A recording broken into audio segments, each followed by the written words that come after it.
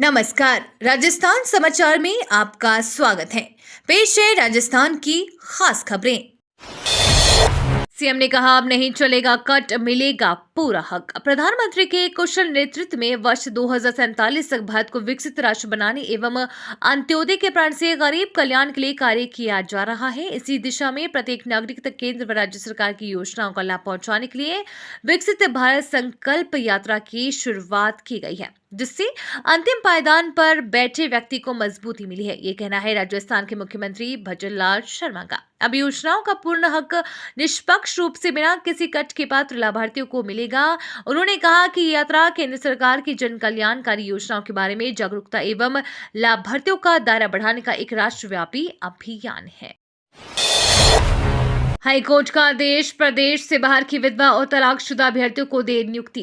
Rajasthan high court ने तृतीय श्रेणी शिक्षक भर्ती 2022 में प्रदेश से बाहर की विधवा और तलाकशुदा महिला अभ्यर्थियों को 1 माह में समस्त परिलाभ सहित नियुक्ति देने को कहा है। जस्टिस गणेश राम मीणा की एकल पीठ ने ये आदेश सुनीता कुमारी व अन्य की याचिका पर सुनवाई करते हुए दिए। गणतंत्र दिवस परेड में ले जाएगी राजस्थान की झांकी।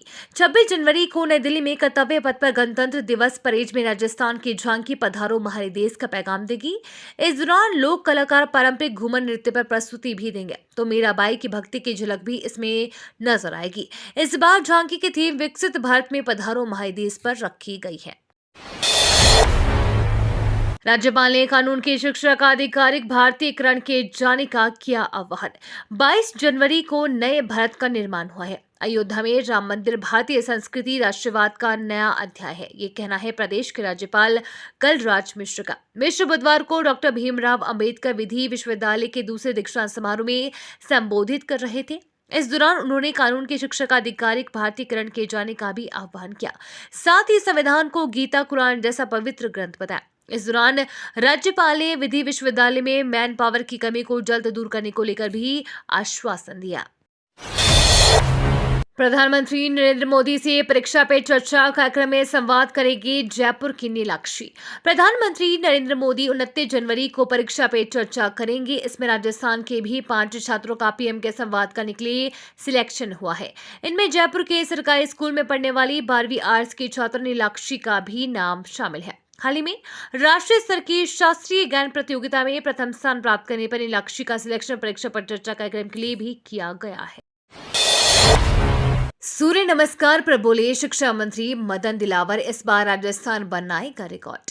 फरवरी 15 और 16 को हिंदू पंचांग के मुताबिक सूर्य सप्तमी रहेगी। इस बीच राजस्थान सरकार ने 15 जनवरी को सूर्य सप्तमी पर एक राज्य स्तरीय आयोजन का फैसला करते हुए स्कूलों को तैयारी का फरमान जारी कर दिया है। इस आदेश के तहत सभी सरकारी और निजी स्कूलों में फरवरी माह में आने वाली सूर्य सप्तमी के दिन सूर्य नमस्कार किया जाएगा। इस कार्य में सामाजिक कार्यकर्ता और संगठन भी मदद करेंगे। बुधवार को विधानसभा में शिक्षा मंत्री मदन दिलावर ने बताया कि सरकार का प्रयास है कि इस आयोजन को भव्य बनाया जाए और देश में एक नया रिकॉर्ड स्थापित किया जाए। उन्होंने दावा किया है कि एक साथ करोड़ों की संख्या में सूर्य नमस्कार का राजस्थान कीर्तिमान रचेगा। भारत आदिवासी पार्टी के विधायक राजकुमार रौत का विवादित बयान। भारत आदिवासी पार्टी विधायक राजकुमार रौत का आपत्तिजनक बयान सामने आया है। विधायक राजकुमार रौत ने हिंदू धर्म ग्रंथ रामायण के अस्तित्व पर सवाल खड़े करके करोड़ों हिंदुओं की भावनाओं को आहत करने का काम किया है। इसी क्रम में भारत आदिवासी पार्टी विधायक राजकुमार रौत ने विधानसभा सत्र के दौरान मीडिया से बातचीत में विवादित बयान देते हुए हिंदू धर्म ग्रंथ रामायण के पात्रों काल्पनिक को बता दिया है। विधायक राजकुमार रौत ने आगे कहा है कि रामायण के काल्पनिक पात्रों के नाम से रिप्लेस किया जा रहा है। अपने बयान में कहा कि राम भगवान का विरोध नहीं है, लेकिन उनके नाम से धर्म की राजनीति कर रहे उसका विरोध होना चाहिए। मुख्यमंत्री भजन लाल शर्मा जाएंगे अयोध्या। रामलला के प्राण प्रतिष्ठा के बाद अब राजस्थान के मुख्यमंत्री भजन लाल शर्मा अपनी कैबिनेट के साथ अयोध्या जाएंगे और भगवान श्री राम के दर्शन करेंगे। 12 फरवरी को भजन लाल शर्मा अयोध्या जाएंगे। दरअसल भाजपा शासित राज्यों के मुख्यमंत्री के अयोध्या में रामलला के दर्शन को लेकर एक खास प्लान तैयार किया गया है। इसके तहत अलग अलग तारीख पर अलग अलग भाजपा शासित राज्य के मुख्यमंत्री अपनी पूरी कैबिनेट के साथ अयोध्या जाकर रामलला के दर्शन करेंगे। 31 जनवरी को सबसे पहले त्रिपुरा के मुख्यमंत्री अपनी कैबिनेट के साथ रामलला के दर्शन करेंगे। सीएम भज्जूलाल शर्मा पहुंचे बीजेपी मुख्यालय। पीएम मोदी और मैक्रो के दौरे पर करेंगे चर्चा। सीएम भज्जूलाल शर्मा बीजेपी मुख्यालय पहुंचे हैं। प्रदेश अध्यक्ष सीपी जोशी भी सीएम के साथ प्रदेश मुख्यालय पहुंचे। प्रदेश पदाधिकारियों की बैठक में शामिल होंगे। पीएम मोदी और फ्रांस के राष्ट्रपति मैक्रो के दौरे की तैयारियों को लेकर चर्चा करेंगे। भज्जूलाल सरकार पर फिर हमलावर डोटासरा। कांग्रेस प्रदेश अध्यक्ष गोविंद सिंह डोटासरा ने राजस्थान की भज्जूलाल शर्मा सरकार को 25 सरकार बताते हुए विफल रहने के आरोप लगाए हैं। विधानसभा में मीडिया से बातचीत करते हुए प्रदेश के स्कूलों में सूर्य नमस्कार लागू करने के फैसले को लेकर डोटासरा ने मुख्यमंत्री पर व्यंग्य किया और कहा कि यहां भारतीय भवन और दिल्ली से 25 के इशारे पर काम हो। नई दिल्ली में होने वाली गणतंत्र दिवस परेड में शामिल होगी बूंदी की स्वच्छता टीम। स्वच्छ भारत मिशन के अंतर्गत बेहतरीन बूंदी अभियान के तहत जिले में कराए जा रहे स्वच्छता के कार्यों को केंद्रीय पेयजल एवं स्वच्छता मंत्रालय एवं राज्य सरकार ने सराहा है। बूंदी स्वच्छता टीम को गणतंत्र दिवस परेड में भाग लेने के लिए नई दिल्ली आमंत्रित किया गया है।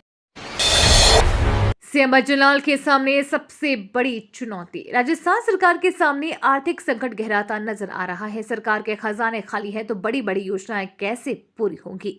ऐसा लग रहा है कि प्रदेश के विकास की रफ्तार कम हो रही है। इसी बीच वित्त विभाग का नया आंतरिक आदेश भी इसी तरफ इशारा कर रहा है। इस आदेश में नगरीय निकायों का कहा कि अगर इमरजेंसी के काम करने हो तो भी उनके लिए फंड का इंतजाम खुद ही करें।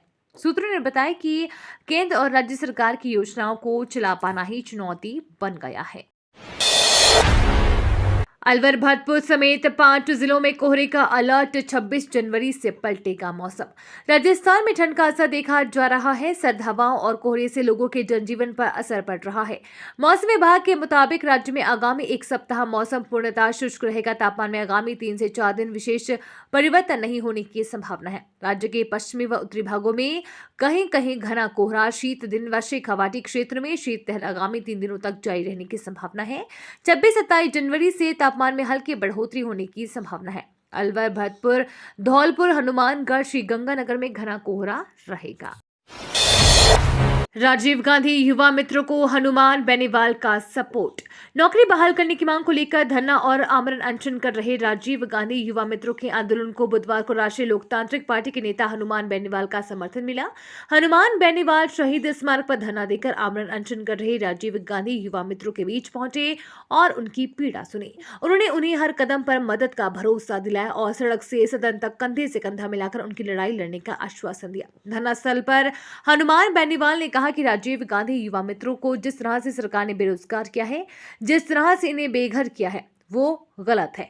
हमारी बेटियां और बच्चे लंबे समय से सड़क पर बैठे हैं। सरकार को इस तरह बदले की भावना से काम करना नहीं चाहिए।